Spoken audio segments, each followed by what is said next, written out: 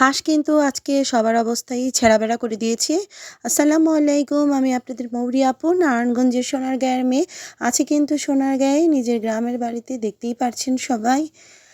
আলহামদুলিল্লাহ, সবাই মিলে মজা করে একটু জোলাপাতি খেলবো মনে করেছিলাম। ছোট চাচাতো বোন ২টা হাঁস নিয়ে এসেছিল শ্বশুর বাড়ি থেকে। সে অনেকগুলো হাঁস পালতো, সেখান থেকেই ২টা নিয়ে এসেছে। সবাই সাথে বন্ধের মধ্যে মজা করে খাবে আর জোলাপাতি খেলবে, ছোটবেলাটাকে মনে করবে তাই।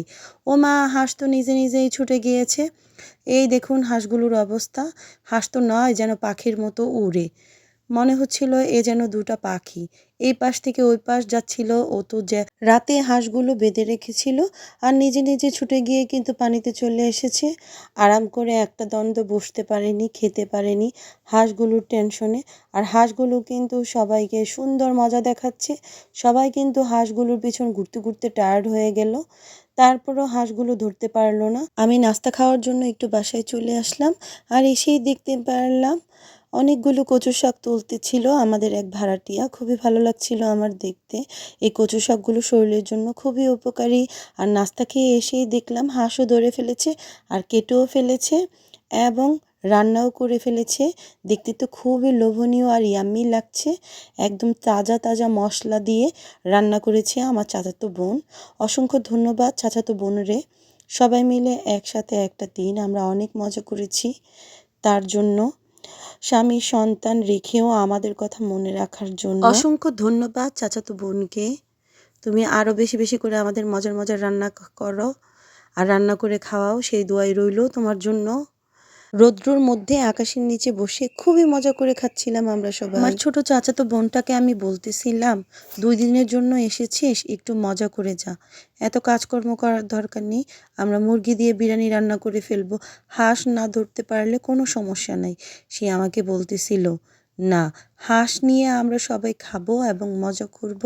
হাঁস তো আমি খাওয়াবোই সবাই। আর এখানে সবচেয়ে বেশি মজা কিন্তু আমার ছোট দুষ্টুই করেছে।